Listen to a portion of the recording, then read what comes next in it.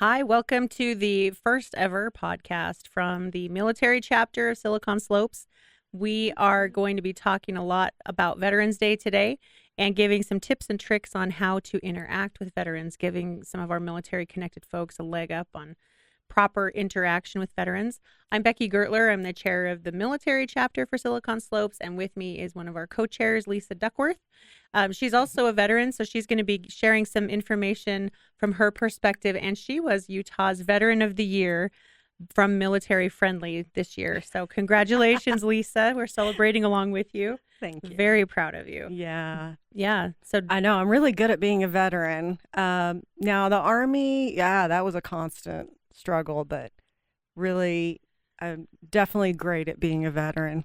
yeah. So tell us what you did in the military. Okay, so I served about 6 years in the U.S. Army, about an active duty it was called a chaplain's assistant at the time. I think they've revised the name. But it's now it's religious affairs specialist, so they call it the RAS. Razzle dazzle. That's what I did. And basically, you are an assistant to the military chaplain. And a lot of people don't know this, but chaplains are not allowed to carry weapons because of the Geneva Convention Agreement. And so they have a assistant assigned to them. So you're not only being like their admin assistant, their right hand, but you're also their bodyguard. And so I was the chaplain's bodyguard. No, I didn't realize that. Yeah. So I had a few. They even though they're not supposed to carry weapons, I did have a few that wanted to carry really giant knives, and I thought that was always interesting. But I was their bodyguard and their assistant. I set up for all kinds of different religious services. So I got to really have an experience in the military that was unique to most people's because I don't think I hardly stood at attention for much. A lot of my interactions with everyone were very conversational. And I got to know the families and the spouses as much as I knew other soldiers. And so it was a great experience. I think it helped lay the groundwork for me to be able to have future successes. Nice. And I think it does the same for a lot of people as well. I'd love to say that. And actually, my paying job tells me that, it's true. Veterans have so many qualities that are just beneficial, and I'm completely partial, of course, because I am a veteran, and I am married to my favorite veteran as well. My husband's also an Army veteran, and we kind of reminisce on some of the things that we used to do together in the military, and then he had the experience. He got the military spouse experience because I was still serving after he had gotten out. Oh, wow. So I know a lot of different perspectives, but I'm not here to say I speak for every veteran. I'm one voice that hopes to resonate and amplify the voices of other veterans and people that work with veterans and want to do great things with veterans to be able to know how to do it maybe a little better or well.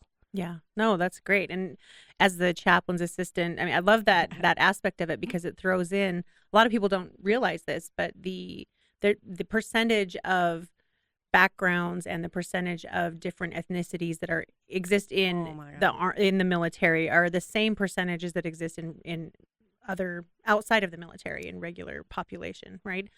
And so you probably saw not just that type of cultural melting pot, but also with different religions that come in, because the chaplain has to serve all religions, right, that are in the military. Yes, and when I joined, it was the time where they started to recognize religions that had not been recognized before. So like they formally acknowledged Wiccan while I was serving, which they had not previously. And then there was a handful of other religions that made it to this list.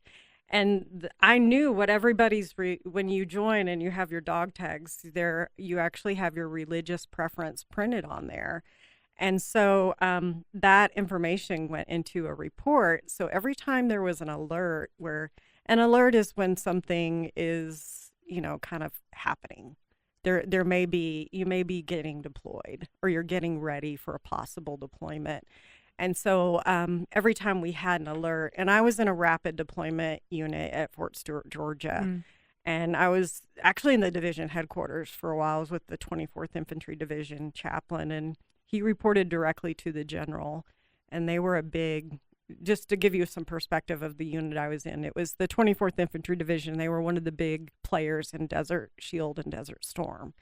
And so that big unit was a key player, and we were rolling things out just all over the place. So it was a great experience, and yeah, I don't know, I'm just rambling. So yeah. No, no, it's all good. I love the different perspective and thinking about how things have to change and things how flexible you have to be on things. Lord. And so I want to dive into the stuff that you prepared today, because I think it's going to be really helpful. I'll tie in. So I'll tell you a little bit about, obviously I've shared I'm telling you from my story and my perspective. If you had, we brought in a handful of veterans, their association with all these different things we'll talk about, they would maybe have a little bit different take on it. But there's a lot of similarities. So one thing I'll be talking to you about is that there's this thing, it's called the 15 Things a Veteran Wants You to Know. It's a study that PsychArmor did. They did some research, and they asked a lot of veterans, what would you want the civilian population to know about you, and what questions are appropriate and what are not, just to help bridge the gaps. Because I think a lot of people get their information from Hollywood hearsay and headlines, and that's not always it's not the best source. What, the Triple H? It's not the best. I know. So yeah. So this is to kind of help. We're going to bust some military myth busting. That's what I'm hoping to do here today, and help bridge these relationships, because we're better together. Yeah, great. Yeah, I just want to kick off. We're grateful for all of the things that you do. Thank you for your service.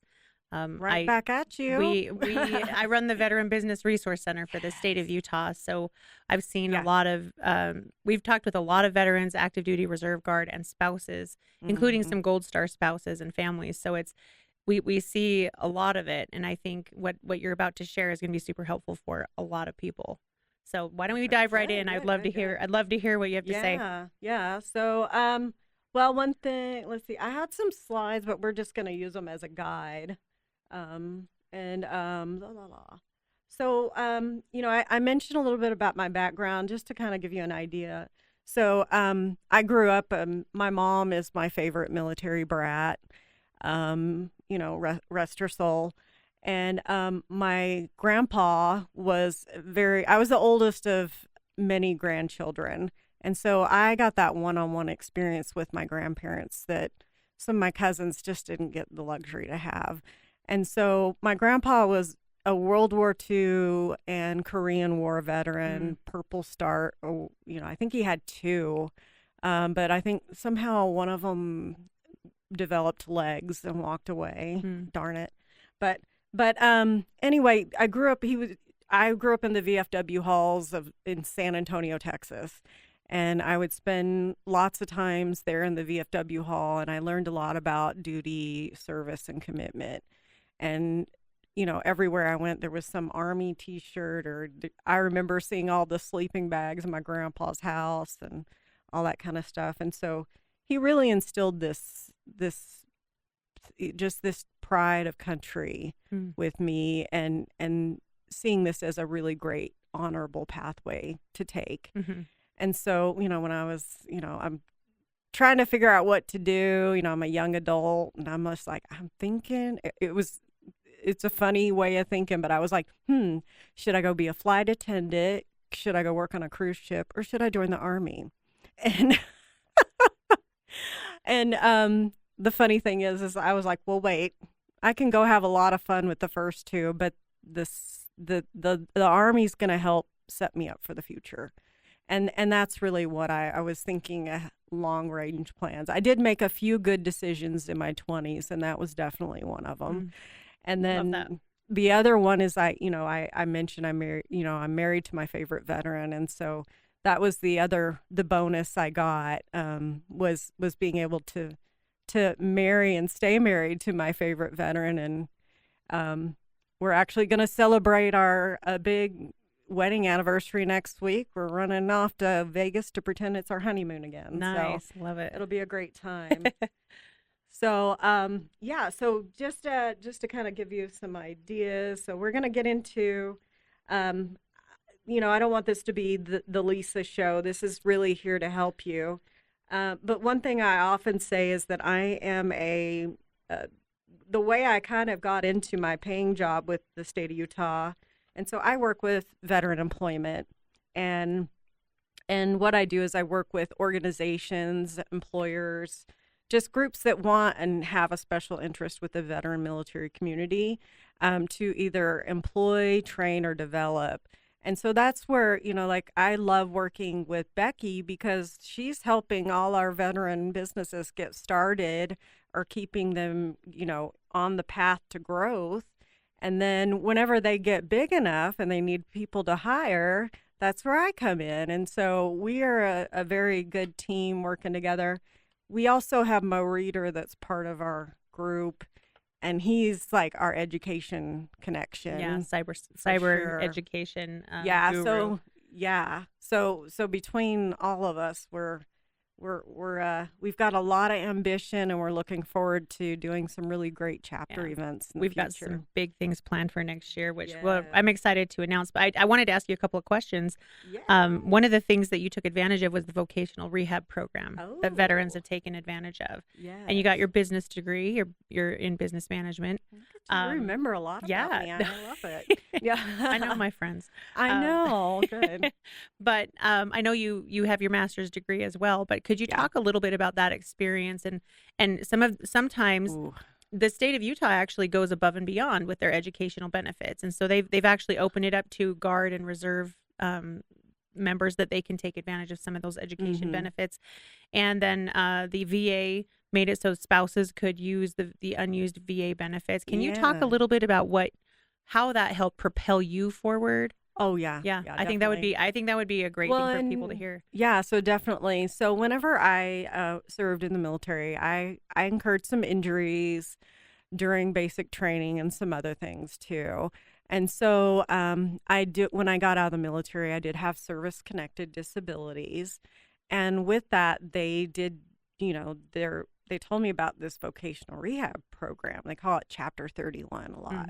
So when you hear that Chapter 31, that's what we're post talking about. 9/11. They have all these different names. And actually, I had gone during my military service, I had taken advantage of. Well, I signed up for the Montgomery GI Bill, which is, as people know, that's probably not the best education program that was available, but that's what they had at the time. Sure. And actually, I ended up not using that because the vocational rehab program was so much better.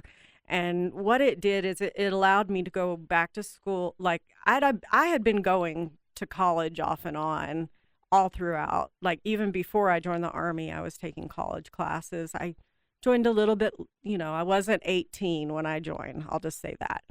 And so, you know, I had a couple of years of college behind me, not quite for an associate's or to be an officer, but that's why I was joining, so I could get that money for education. And so while I thought I was taking advantage of something really good, I actually got to take care of, be part of something even better.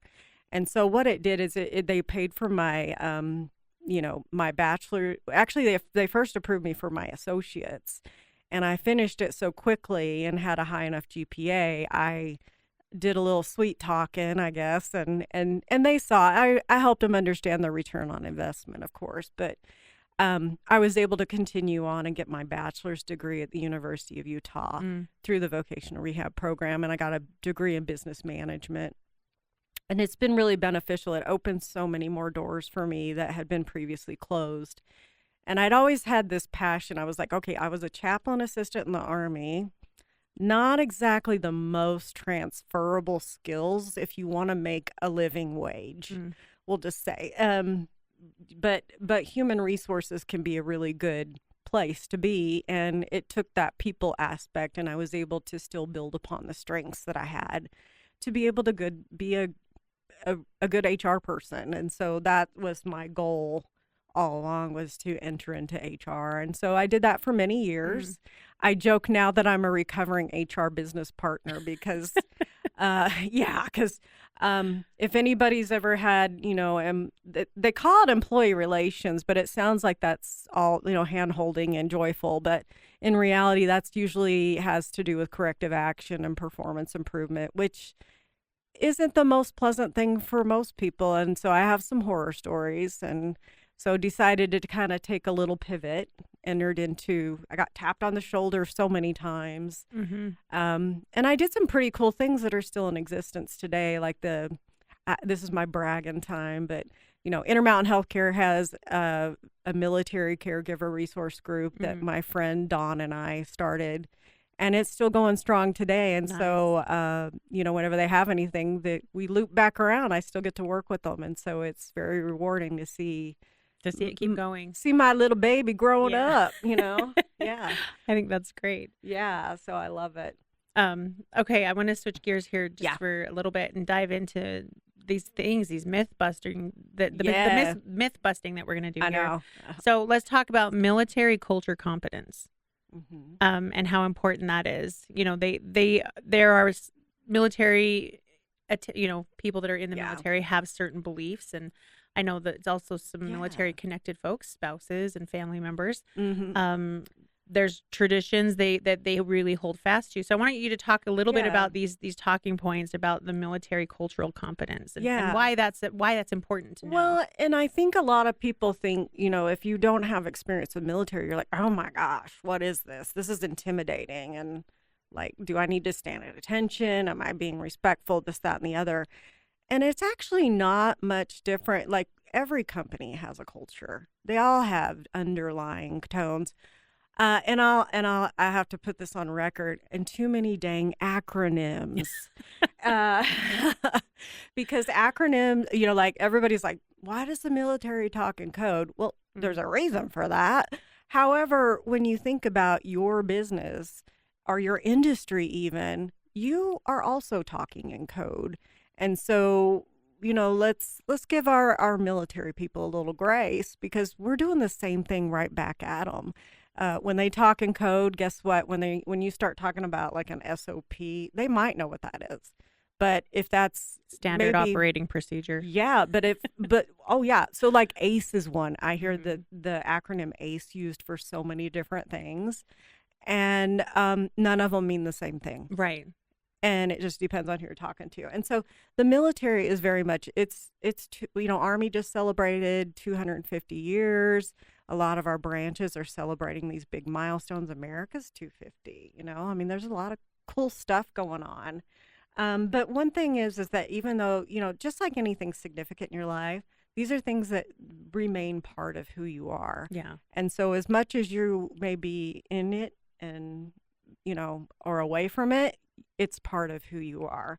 And so what we'd like to do is, like we said, we want to help bridge some gaps, create some more cultural understanding. And that way, if you're military and non-military, you can work together and have these conversations. And this may even help some of our military folks that are trying to figure out, how do I talk to civilians?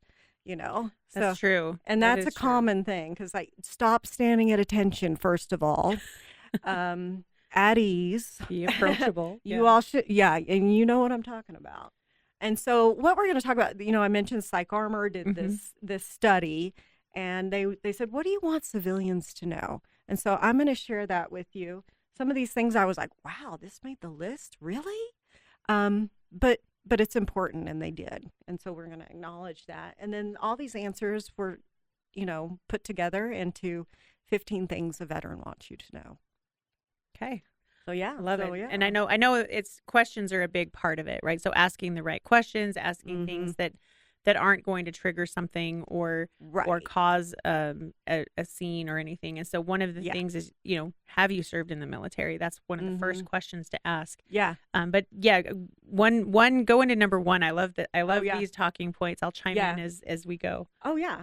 Well, and you do this too often, Becky, is that you meet service members a lot, and then when we most people are meeting people that have served in the military. They're not in a uniform. Mm-hmm. So you're like, okay, well, I just heard through the grapevine, or maybe they're wearing a hat. I don't know. There's different reasons, but it all starts with like, have you or your spouse ever served in the military? Start with those open-ended questions. Let them, like, because if you say you're a veteran, or are you a combat veteran, like, we're getting in the weeds. Veterans are veterans. If you served one day, people confuse eligibility for programs with what it means to be a veteran. And if you've served one day in the military, you're a veteran. Now, let's not get into discharges, but generally they want you to have a general honorable discharge, and that's mainly for eligibility. But I think anyone who served you're a veteran, and you deserve some kind of, nod or tip of the hat. You deserve acknowledgement for the sacrifices that you gave and the service. Yeah. So number one. Number one. Let's get into number one here. Well, okay. While I am a soldier, because I served in the Army, we are not all soldiers. You'll notice that all 6 branches have different missions and subcultures, so a better question to ask people, right after you say, have you or your spouse ever served in the military? And if they say yes, or you say, what branch?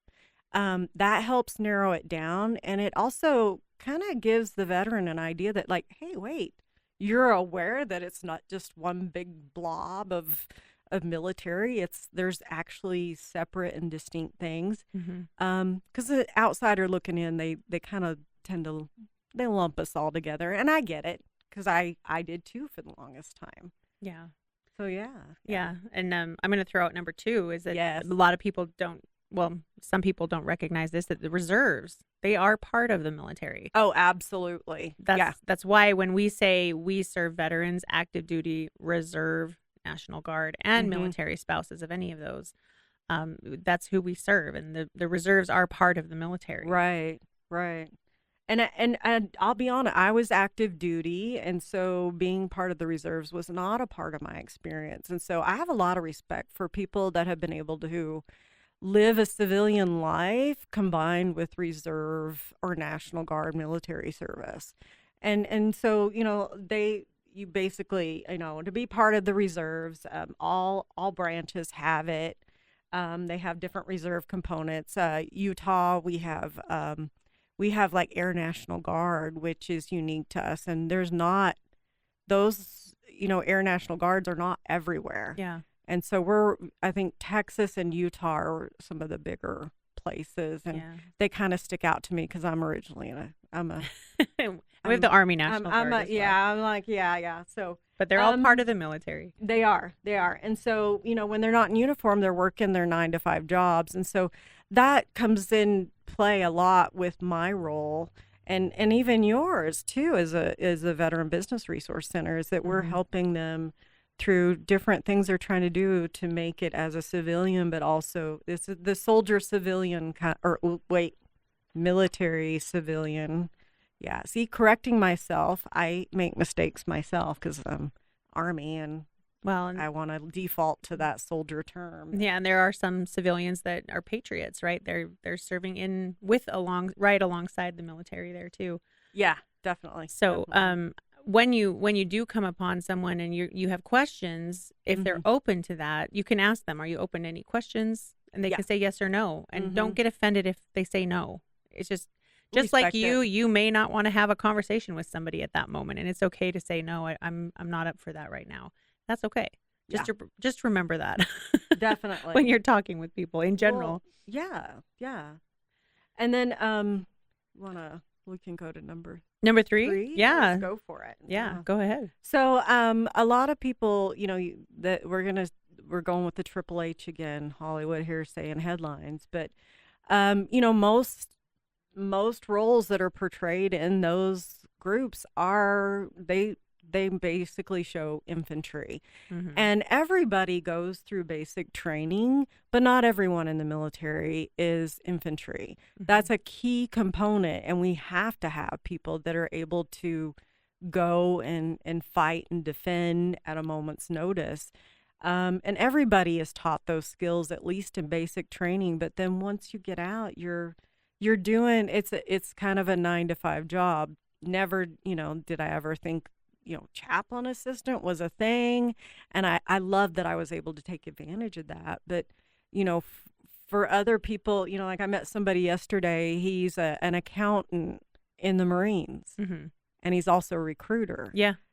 And I was like, he's like, oh, I'm just an accountant. No, it's important for our military to be paid. And they also, want to make sure that their benefits work when they do. So, all of it is important. It's just like trying to run your own little city. All those things, or a company, all the things that you need to make those successful are the same things that the military needs as well to be successful. Absolutely. So a better question is, like, what did you do for your service? Or what was your job in the military? Because not everybody, was just infantry. And I say that with all due respect. I mean, infantry, we need our defenders. And so that's you better be able to walk the walk and talk the talk. Right. Being part of the military. Well, and part of my job is helping people understand how their service in the military translates over into civilian life sometimes. Yes. Especially as a business owner. Because Definitely. and there's some that have come to us and said, I don't have this skill set. I don't know how to do this. But I remind them, you learned how to have the tenacity to do this. So we can help you put the pieces together and fill the holes of the gaps of what you need. But you have to have that tenacity that's a skill everybody learns in the military, right? You have to be resilient. That's the big R they drill into everybody, is to be resilient. Yes. So and sometimes when you don't think you can be, you learn that you are. Yeah. Well, and which brings us to number 4, with leadership. Leadership's a big deal in the military, and there's leaders at every level for every chain of command that goes on. And there's a sense of responsibility and accountability for others, not just for yourself, but for others that report to and through you, right? Definitely. Yeah. And so, you can have, like I had the unique experience, my first, actual role in the military. I'm working for the division chaplain, and no pressure, but, he reports directly to the general. And so, I learned quickly through making mistakes on how you should talk to generals when they're not in uniform. But there's also, you have your squad leaders, your platoon leader. There's all different people, and the thing is we need leaders at every level, because if something, happens to someone, we need others to be able to pick up and keep the mission going and moving forward. Yeah. And so leaders are important, and sometimes people end up in positions of leadership when they had no idea or even ambitions to be in that, but they find themselves in those situations, and you just got to roll with it. You just have to. Yeah. You just have to. Yeah. And so it's really nice when they get out and they're like, hey, let's go start a business, or let's go hire some employees. Because am I plugging that a little bit? Right? Little bit. But it is a necessary thing, because when you're deployed, when you're out there working in the military, you have a squad, right? Yeah. You have 4 or 5 other Your people team. that understand what you need to do. Everyone does their part. And if someone drops the ball, you have other people that can pick it up and run with you. So you all come back safely is the goal, right? Definitely. But when you're in business or trying to figure out, where am I going to go from here? What's my career path going to look like? You don't have that squad anymore, which is where you and I come in and figure out, and Mo with Newmont College, or Newmont University. There's people to help and guide, and we can be that squad for you. And we have a whole team at the Veteran Business Resource Center, the VBRC, that helps do that. Speaking of acronyms, but bite your tongue. One of the things that is really hard for some people, like when I finish my day, and usually in normal life, I finish my day. I go home, I get in my car, I get to go home and be with my family, but that never turns off for someone who's in the military, It's true. which is number 5. So go Yeah. ahead. I want you to So I we're want you to talk about always that. on duty. We can be called, when you are serving in the military, you can be called back at any moment's notice. And, like when my husband and I were getting married, I'm going to share a little quick story with you guys, is that when we were getting married, it was around Desert Storm had ended, and we were in the main unit that, was involved with that. And so when Saddam Hussein was misbehaving again, it happened to be around the time my husband and I were planning on getting married. And so I was actually on alert, and they said, well, you need to be ready and be able to get on a plane in 2 hours notice if we activate you or for deployment. And so it's coming up, and I'm like, okay, the date I'm supposed to, I was in Georgia, and I flew out here to Salt Lake, and we were getting married. It's a long story for another day, but because of the possible deployment and being on alert, there was a chance that they weren't going to let me go, and they were very clear and upfront with me about that. And I was like, oh no, they're not. I will go find Saddam Hussein myself if he messes with my wedding. But it ended up, they let me go, but I had to bring a go bag with me. And they said, well, okay, if we call you, you need to get on a plane. You need to be able to get on a plane within 2 hours and come back to Georgia, and we'll ship you off to Wherever you need to go. Yeah, wherever I need Interesting. to go. So I luckily, they let me go, and it was nice. We got married. We're going to celebrate our anniversary. Actually, it's Friday. Yeah. So yeah, we tried to get married on Veterans Day, not realizing that, the courthouses are not open. Yeah, way to go. But I had the long weekend, and it worked Yeah. out, and here we are. I'll just say 30 something years later. So That's nice. yeah. Well, and that's something that is a sacrifice that people don't Mhm. realize.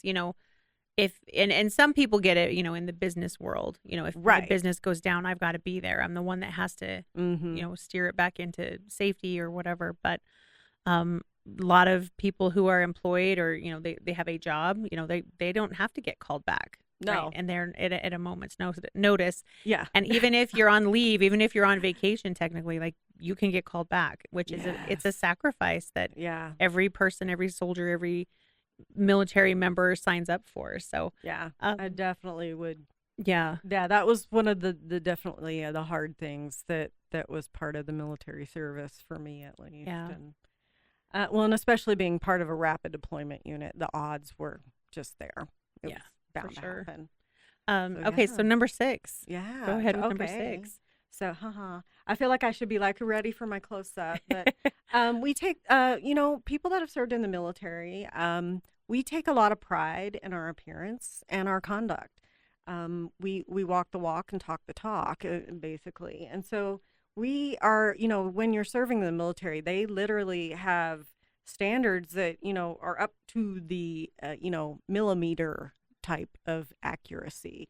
And so it becomes part of who you are. So like it, even when we get out, like my husband still keeps his hair short. He will never grow it out. He's like, this is just something that's part of me that I like, and this is something I will continue to do as a civilian. There's a lot of people I always see, like people are getting out. They're all of a sudden like, I can grow a beard. I can grow my hair. And then for me as a woman, I was like, I can wear my hair down and it can touch my collar. And that was really exciting for me. And so, but we do take a lot of pride in our appearance and our conduct. Even if you may not think it's the greatest look, it's very much intentional. And people are wearing that with, that's who they want to be. And I think they've earned the right to look and, within reason, of course, to be who you are, be your authentic self, and how you look is too. Yeah. So, and how you act. Now, this next one is really delicate one. This one's a tender one for me because I have a very dear friend that served, and this question was really hard for him. every time it came up. And so this is something that, I mean, this is like your, if nothing else, this is your public service announcement for this. But listen up. In number 7, go ahead, Lisa. Yes. So we did not all kill someone, and those who have do not want to talk about it.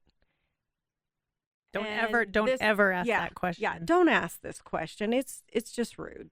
And it's just like, do you walk up to every person that may use a gun or a rifle and ask them these questions? If you are, you probably should rethink that. Because if somebody typically have some kind of internal struggle, nobody wants to have to do that. But if you have to, that was part of your role. Like we said, basic training, everybody gets the infantry training. Mm-hmm. We all need to know how to fight and defend and protect. And in my case, I would have had to have done it on behalf of the chaplain and then try to protect myself too at the same time. So I have to admit, I am a really good rifle shot. So, but please don't ask this. I know if somebody wants to talk about it, if you're having a conversation with them, they may volunteer that. That's okay if they want to talk about it. But if they start getting too deep into it where it makes you uncomfortable, you can also say, hey, I appreciate, I don't need to know that level of detail, but I understand that you went through something really tough. Yeah. It's a hard question. Right. So it's a hard question, a hard topic. Yeah. And number 8, leads into some of this mental health stuff, right? I actually got a question not too long ago that was a little bit on edge for me, and I thought that not all veterans are at that level. Like don't lump veterans in with this other type of people. Yeah. That cause problems for others. And so one of the things is everyone assumes everyone who served has post-traumatic stress.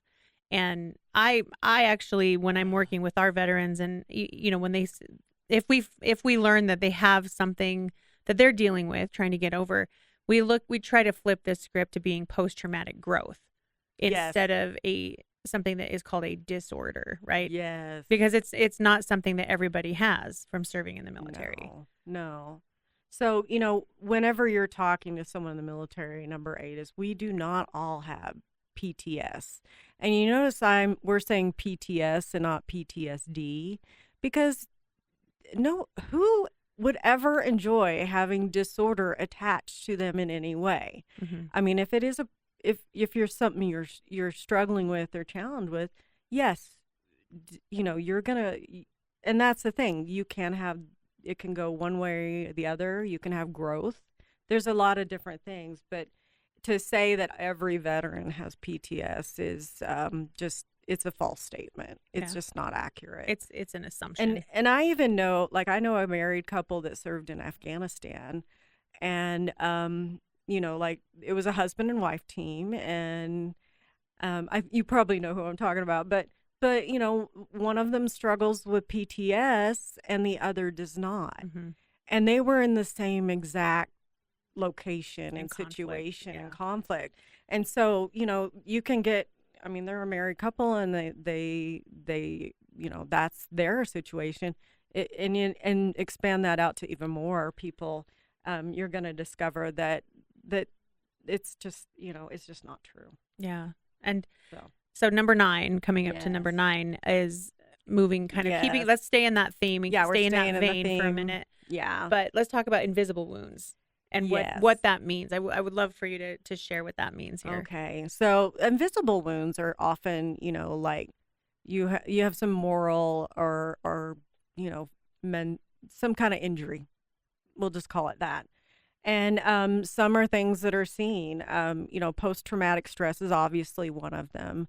And that seems to make it to, the only thing that's talked about. Hearsay, Hollywood and headlines. Triple H. Yes. And then one thing that needs more attention is, a lot of people unfortunately have been impacted by traumatic brain injuries. And so you may meet a veteran and you're like, I have sometimes I joke, I'm like, somehow I became the kooky old veteran, but I'm okay with that. And sometimes people mistake, like, some things are truly a medical condition, and traumatic brain injury, I'm completely partial because, I have a brother with traumatic brain injury, and so I know it and I live it.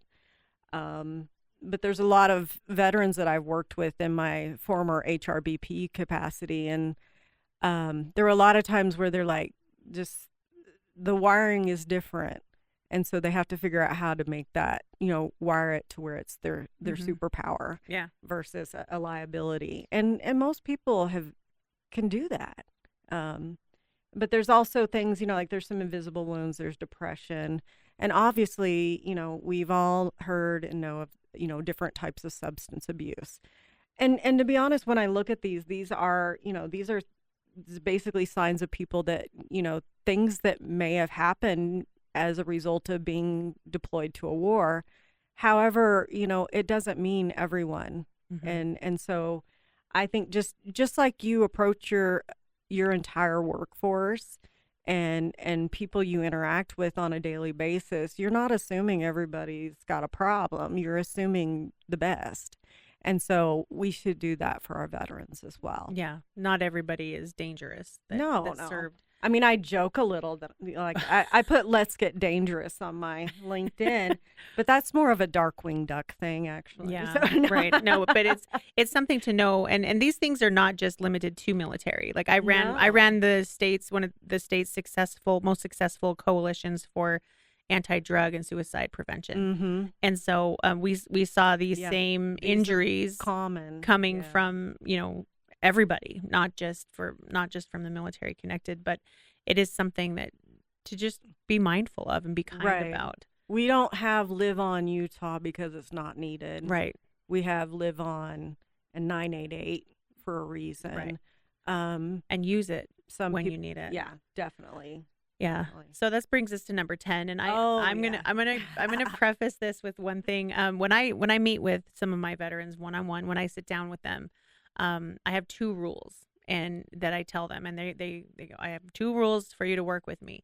The first one is you never ever suffer in silence. Like if you need something, you need to say what you need or ask for what you need. And that's the hardest thing for military folks to remember is like you have to ask for help because we have such a big, vast network, Lisa, between you and I, adding in everybody that we know. There is no reason anyone can't walk through our doors and we can't get them to the help that they need. So that's rule number 1. And rule number 2 is if no matter what's going on, I don't care what we're talking about, if the VA calls, you answer the phone. I'm good to wait while you answer the phone for the VA because I know it can take a hot minute for them to call back. So that's my 2 rules when I work with veterans here. Those are amazing rules. And I think heed the words and put those into practice for sure.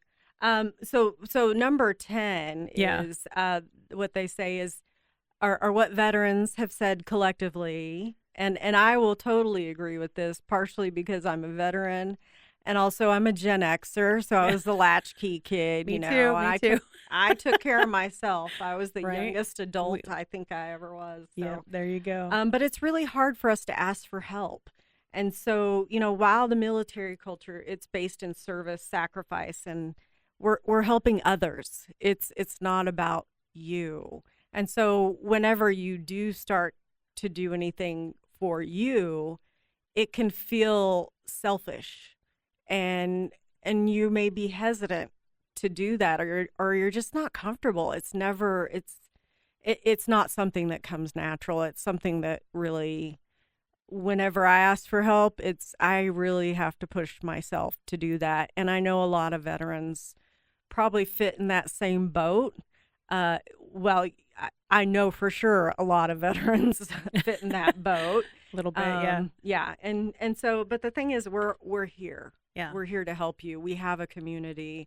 And it's not just the military veteran community that's there to support you. Everyone is, the whole community, all of, and we all know that it's all hard. of Utah, all of Silicon Slopes. we're here for you. And we all know how hard it is to ask for help. So you're in good company. So don't forget that. Yes, yes. But yeah, number 11, this one I think is also tender for me, just because Mhm. I've seen so many of my friends, some family members, what being in the military has done for them, and so Yeah. I would love for you to go into number 11 here. Yeah.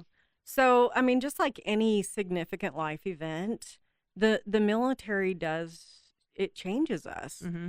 And it changes us in different ways. And so it's like I mentioned earlier, it's a fabric of who you are. You can't say that you had X numbers of years of experience in any organization and it hasn't influenced you. Right. And so with the military, it changes you. And it's unreasonable to think that people could go through that many years of service or experience at all, even if they just served one day. They probably had more experience than most people do. But it impacts us and influences how we are and who we are. And into how you see the world. Oh, yeah. Which is it's an incredible shift when you see it happen. And yes. It's something that it's dear to me because I've seen tremendous growth come from people, which has been, you're just like, yeah. This is amazing. Yeah. And for a lot of people, I don't know what my path would have been had I not joined the military. I'll just say the friends in the group that I ran with were probably not going to be friends that helped me up. And so joining the military definitely put me on a better path to, I guess, be a better adult. Like gave you a powerful network. Community. Yeah. Yeah. Yeah, definitely. Which is incredible. So staying in that theme, let's stick with that and go to number 12. Yeah. So go ahead. Yeah. So we differ in how we identify with the military after we leave active duty, especially. With reserves and National Guard, they're a little more still integrated into their civilian life. So it's maybe not so obvious. Mm-hmm. But for active duty, either like I have a friend I took a comedy class with, and it was the Armed Services Arts Partnership. That's my shout out to you guys. But Amber Zora was in that class, and she told this joke about how she's like, I may have gone to the concert, but I didn't exactly want to wear the T-shirt after I went and let everybody know that's one of my favorite bands. And so it's kind of the same, I akin that to the military. Mm-hmm. Like some people, like when I got out, I just wanted to be a mother and a wife and integrate back into civilian life as much as I could. And so I was what you would call, I called myself a stealth veteran for very long. And then, just being the female veteran in HR, you get tapped on the shoulder for basically every other thing that had to do with veterans. And so I got tapped so many times that I finally was like, you know what? I actually kind of like this. And I do enjoy this. And if I'm making a difference for the veteran community, heck yeah, I'm either in it or I'm not. So I probably have way too many Army veteran buttons and things like that. But at this point, but for a long time, I wouldn't even wear camo. I was just like, I called it my pickle suit.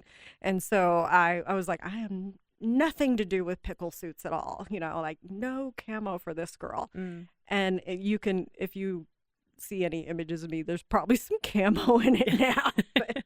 That's what it defines who you are. And you use it as either it's a part of who you are. It could be the main thing of who you are. Yeah.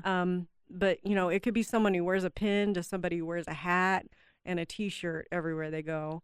And, just all of it varies. And so you will meet stealth veterans. So you likely have people that you work with or know now that are military veterans that you have no idea about. Yeah. And so that's why I always say, have you or your spouse ever served? Right. Is a great open-ended question, because then they're not trying to figure out, oh, wait, which eligibility, like how do you define a veteran? Yeah. Or people self-elect out. I don't know. It's some weird thing that we do. I've actually worked with some folks that because they've never been deployed in a war situation, they don't count themselves as a veteran. No. So they're reluctant. I've heard you use the term reluctant veterans before. Yeah. And so it is a real thing. And so one of the things that we did a conference this year, and one of our guest speakers, Ashley Louder from Uinta Basin. There's Oh, my yeah, I shout out know. there. She gave the best advice, I think, in the room on that panel, where she told the veterans, she told everybody in there to lean into their veteran status, not to be showy about it, not to be rock star about it. You don't need disco balls with like glitter everywhere, but to lean into it and allow your spouse to lean into it too. Because whether there's a lot of people that are saying, oh, well, I wasn't married to him while he served or while she served, but you still deal with it after the fact, right? Especially if Yeah. you've had certain types of deployments or situations happen while you're deployed. And so Yeah. spouses serve just as much. So I want Oh, to yeah. talk about Yeah. number 13 here, because this is a Oh, big okay. important one. Yeah. Yeah. Because families do separate from their loved ones while they're serving, and it's a reunification of somebody, just like you talked about. It changes them, right? Mm-hmm. And so they come back a little bit different Mm. sometimes from their deployment or from their trainings. And so talk a little bit about how much it is that the families serve. Your Yeah. husband was the military spouse for a while. I know. Yeah. And I remember, yeah, he loved to poke at us when we came running by in the morning. So, but our families do serve with us. I mean, like my husband and I, when we got married, I was stationed, I got transferred to Germany. And so we were newlyweds, and oh darn, I had to bring him to Germany with me, and we spent our newlywed years in Germany. But one thing is that, like it was difficult because, like he had formerly served, so he had a little bit better idea of what kind of thing. Like I could talk in a few more acronyms with him and he would understand what those meant. Sure. Or he would know questions to ask that maybe most military spouses wouldn't know, because they just haven't been part of the conversation. And so, the spouses support, and I worked heavily with the families, being the chaplain's assistant. Mhm. I think they tacked on the family support group. So there are a lot of things that have changed since I served that are now a standard part. And I'm like, wait, I did all that. Like, what's going on? Yeah. So, like they have a family and airman readiness center at Hill Yeah. Air Force Base. Like, that was ran by the chapel in the Army when I was at Fort Stewart. And that's the Army. That was my experience. So I can't speak for how the Air Force has always done it, but to even like everything that was family oriented originally, like we have morale, welfare, and recreation, which is nice, but that's exactly what that is. That's morale, welfare, and recreation. Yeah. Where the chaplain's office was really there. We were the family support group. Yeah. I ended up being the one that had to call on the family tree, and so I was heavily involved with family members, and they do. I remember hiring. One of my roles was hiring the religious contractors for the chapel in Germany. And so I had daycare workers. I had spouses with master's degree making less than minimum wage, Mm-hmm. because they're in a, they're fish out of water in a way. They're not in their normal element. They've had to relocate. And so they're serving, and they have their own types of challenges that they're dealing with, in addition to what their service member is also dealing with as well. Yeah, and I want to call out, I want to give a shout out to our state legislature, because with the ways that they've handled some of the things that spouses have to deal with when they transfer in and they get put in Utah, they've actually made it so that if there's someone who has a teaching, they've got their teaching certification in another state, they can actually activate it here in Utah and still keep their jobs.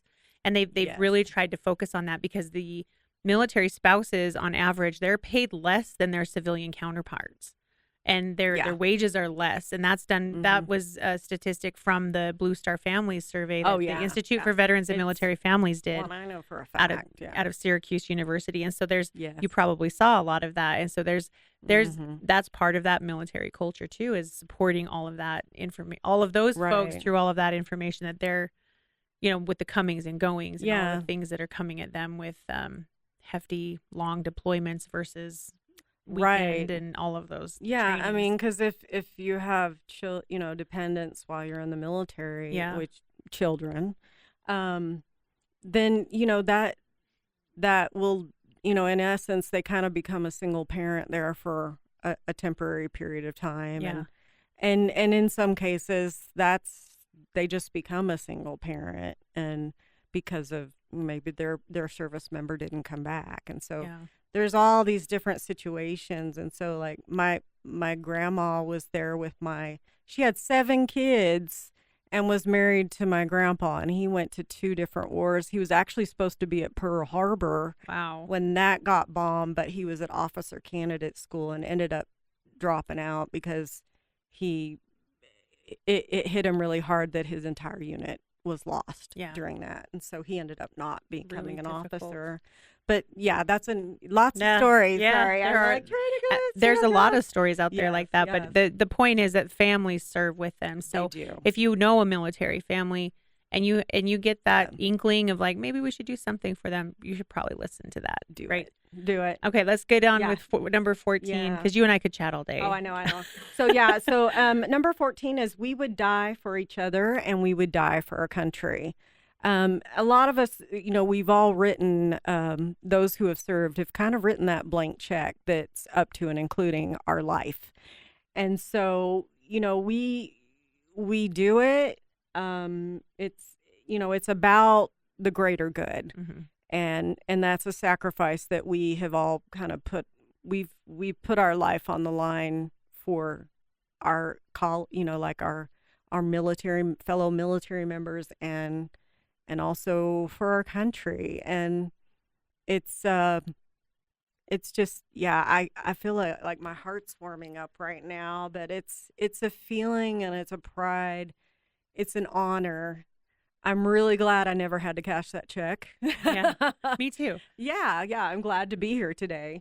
But if my number had been, there were a couple times where I thought I was going to be deployed and just it didn't happen that way. And I don't feel like my service was any better or different. It just that's the way it rolled out. And had I needed to do that, I would have done it. There's a lot of people that have. I mean, I have mad respect for Purple Heart recipients because whenever they are a true demonstration of what it means because they go back in and they're saving their fellow soldier or fellow military member. See, I'm correcting myself. Trying to teach you and I'm correcting myself. So. And when they're serving and to know that there's groups back home that can take care of them. So I know the Utah Department of Veterans and Military Affairs, they put together those Purple Star schools that they have up in Davis County where they bring some extra counseling in for kids whose parents are serving or deployed. Mm-hmm. And so that's been a big deal because it's like we talked about just a minute ago, it's the families that serve, but also they also have that patriot pride as well. And so it's really cool to see the support that's there for them. Definitely. Which brings us to our final point here, the point number 15. Yeah, so this is where my heart was starting to feel a little fuzzy preemptively, I guess. That, we've all made this sacrifice for one reason, and that is to serve something bigger than ourselves. I love that we are, I say that I'm a drop in the ocean, but I'm part of the ocean, and I'm part of the fabric, and all veterans are. We're all a part of the fabric of our, like when I'm thinking cheesy, I'm thinking, oh, American flag. We're part of the fabric of the American flag or something. But we're part of it. We're all in this together, and so it is definitely it defines the culture that the military has, and there is a code of honor, commitment, and duty, and we all chose to do it. It's a volunteer army now. Knock on wood, right? Yeah. But the military is all volunteer at this point, and I hope, knock on wood, it stays that way because it's definitely a big sacrifice that I think people should enter into willingly. Yeah. If that's what they want to do. Yeah. And, there's some things that when you're talking with somebody who has served, I know for Vietnam War veterans, a lot of people don't know this. They all didn't get to choose to serve. They were told they had to serve, right? And so and then their reception. So when you meet one of them, it's a good thing to say welcome home. You know, they're home now, yes, but they didn't get that warm welcome when they came home, and so a lot of people you'll hear them say "Welcome home" to a Vietnam War veteran, and you know, like that. when you say thank you for your service, mean it. Mean it when you say it, you know, because it is a sacrifice. Talking about all of these things here we have that we've talked about, and they serve everybody on the left hand and on the right, and so it's not just I'm going to serve for this person or that. It's for everybody here. Yeah, I mean, y'all means all to me, like totally to heart. Spoken like a true Texan. Heck yeah, yeah. I don't know. I'm more of a Utah now, and I am the Utah. I'm totally representing Utah now. So give us a couple of key takeaways. Key takeaways are, asking the right questions can really build. Like, asking the right questions show that you honor and respect the veteran. And like when Becky was talking about the Vietnam veterans, like they got a raw deal when they came back, and so there's a lot of things where we can bridge those gaps. It's better late than never. Ask questions with genuine curiosity and don't fill in the blanks. Let the veteran share with you what they want to share, but understand some of these things that we talked about today, and that's going to help you ask better questions. And then it also, it opens the door for better understanding because, just like I was saying, there's different cultures and organizations, companies, whatever. The military has its own culture. And so, understanding that this is yet another culture to kind of understand, just like when you talk to somebody who's maybe, you're at Salt Lake Community College. Salt Lake Community College has its own culture and mission and things like that. Military, they have their own as well. And so it's, when you try to liken it to other things, you realize, wait, this isn't so difficult. And it's actually more similar to other questions I ask people anyway. Yeah. So I think it's a really great thing. It is a complicated culture, though, I'll admit. And so you heard me correcting myself even as we're talking here today. And I do this. This is my full-time job. Yeah. So I give yourself some grace. You can, and you may make mistakes as you ask questions, but having the best of intentions and being curious and just wanting to learn more, that authenticity is going to come out, and it's going to help bridge those gaps that you may have in understanding and really help our, bridge the gap. I keep saying that, but yeah. Yeah.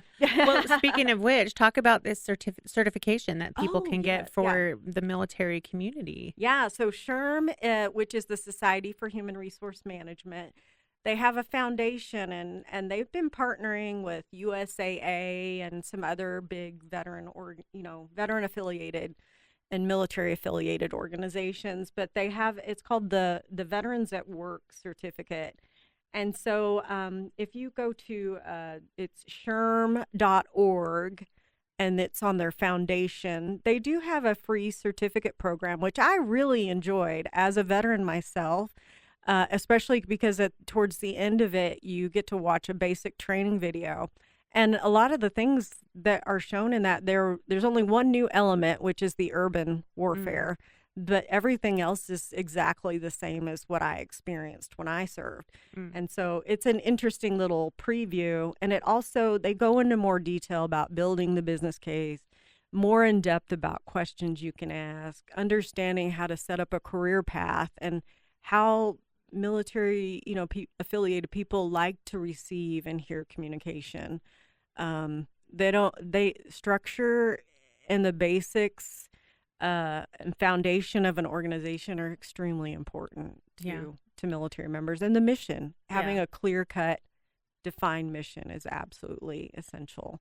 And if you get them, you get their head, heart, and hands, and you're ready to roll. Yeah, I think that's great. And so I'm a big fan. I've been a SHRM Foundation military community ambassador. I think basically they started it, and I found out about it like months into it. Yeah. And so I jumped on board. And the cool thing is if you are an HR practitioner and you need recertification credits, you can get up to 10, and they're free. Well, and it helps. It helps to have those conversations Yeah. and to understand. Gives some empathy to people that may not understand it because they haven't been through it yet. Right. But Right. I do want to thank, we're kicking off this military chapter for Silicon Yes! Slopes. We're I'm really so excited excited. about what's coming. We're going to have some good announcements for next year, and Mhm. looking forward to having our mixer coming up Yeah. during the Silicon Slopes week. But I want to call out, a thank you to PsychArmor for putting this on. Yeah, they came up with they have the educational study. products for healthcare providers, veterans, employers, military family members, Mhm. caregivers, and they have more on their website, which is psycharmor.org. But, Thank you. love that we can talk about data. We can talk about the Yeah. statistics. We're going to be throwing more of that. We partner through the VBRC, the Veteran Business Resource Center. We partner with the Institute for Veterans and Military Families, Yes. and they They're have a lot of amazing. data that we can pull from and kind of shout out about and talk more, not just about veterans and military, but also about business or Mhm. hiring and education components to kind of mash this all together, because without all of it, we can't have a society. We can't build. We're building a really cool ecosystem here in Utah, and I have been telling people it's an ecosystem, not an ego system. So the ego can leave at the Oh. door, but Yeah. the ecosystem is what's more important into helping our spouses, our military members get ahead. So I'm going to turn the final word over to you Oh my for you to gosh. close this out. Yeah. Lisa, thank you so much for the conversation. Of course. Really excited to be working with you on this chapter, and Heck yeah. really excited about what's to Me come. too. Yeah. So, Go ahead. I mean, I guess the key, I mentioned a couple of the key takeaways, but there's a quote I want to end, approach interactions with the genuine curiosity. And just like with any relationship, it starts with conversation. It's not a one-sided thing. It's interaction, Mhm. conversation. And so here's the quote I want to leave you with. This is from Kathy Engelbert, and I wish I knew more about Miss Kathy because her quote is just wonderful. But that reminds me, I'll just have to check that out. But the simple truth is that every veteran has his or own unique story. And there's no single narrative to just solving veteran issues or even finding, veterans finding civilian employment and integrating back into civilian society.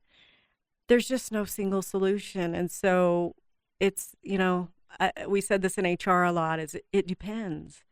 And so the way you find out what depends is you have the conversation. Yeah. And you go from there. Yeah. So yeah. Oh, and the other thing we want to make sure we say, Yes. Happy Veterans Day. Happy Veterans Yes. Day. So happy Veterans Day to all our veterans, my fellow veterans, and you know what, Becky, I think the world of you and your organization, and I'm so glad to be partnering with you on the Silicon Slopes. Oh, I have braces in case you can't tell, but yeah, Silicon Slopes military chapter. We're excited and we're ready to make some things happen. Yeah. And Stay tuned. Stay tuned. We'd love to see more Utah veterans get the designation of Veteran of the Year. Yes. There's an Entrepreneur of the Year. Yes. Vetrepreneur, I guess is what they call it. Yeah. And they also do military friendly employers, schools. Yes. Yeah. There's some cool stuff out there. And then I my paying job, we do support the Department of Labor Vets program. And so there is the Hire Vets Medallion program for employers that are interested in having, it's one of those awards that it's not a popularity contest. If you meet the requirements, you get the award. Yeah. And we're trying to elect you in. And so that's a great way to recognize yourself as an employer that supports the military veteran community. Yeah, I think it's great. And we're here for all of it. So thank you so much. Thank you to Silicon Slopes for allowing us to be here today. We're grateful for all of the support and help, and looking forward to next time. Thank you. You're welcome.